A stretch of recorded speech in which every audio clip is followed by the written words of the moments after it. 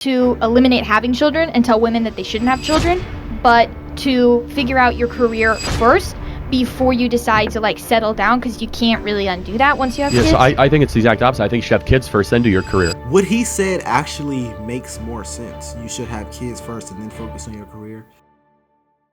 How do you believe feminism should be defined, and do you think it can be reconciled with conservatism?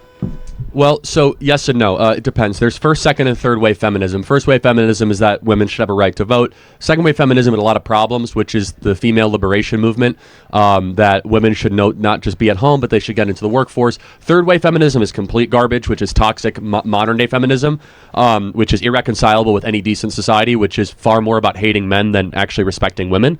And you guys all know the type of that kind of feminism. There are some good aspects of second wave feminism, but at the core of feminism, we have to ask the question is, has it made American women happier? I usually watch these videos. If you guys don't know me, my name is Jojo. I usually watch these to look for logical errors in the conservatives' point of views. I really do. I really look for holes and what they're talking about. But so far, it's only been 38 seconds. I give him that. I haven't found anything. I haven't found anything wrong with what he just said. I haven't, but hopefully I do.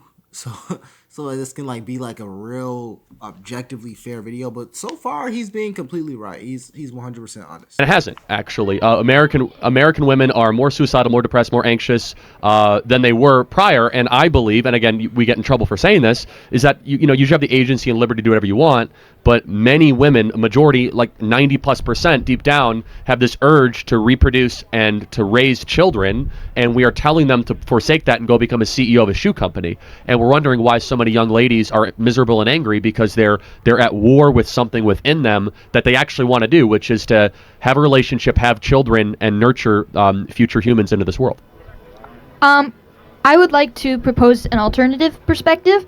I'm conservative, but I'm also a feminist, and I think that a better way to propose feminism in the public media would be not to eliminate having children and tell women that they shouldn't have children, but to figure out your career first before you decide to like settle down, because you can't really undo that once you have kids. So I think it's the exact opposite. I think you should have kids first, then do your career. Here's my point. Here's my talking point about, what he said actually makes more sense. You should have kids first and then focus on your career.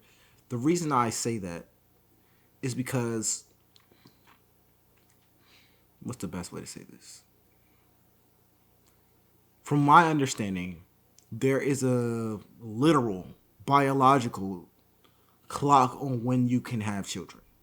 There's something called high-risk pregnancy. I don't know the exact age of high-risk pregnancy, so I'm not going to say it. I think it's 35, maybe. I'm not fully sure on when it begins. So if you're looking at life from the perspective of, I'm going to get in my career first before I have children, it's just a little. It's just a little illogical to me. Because there are time limits on when you can have children. Of course, there's time limits on a career, but the time limits obviously aren't that as aggressive on a career than they are children. You can be 40 years old and go to med school. You can be 50 years old and go to med school. It's really hard to be 50 years old and starting a family, especially considering if you're starting a family with someone else. That also goes into it. So what Charlie Kirk is saying obviously makes more sense. And if that's a piece of the modern feminist logic, it's a little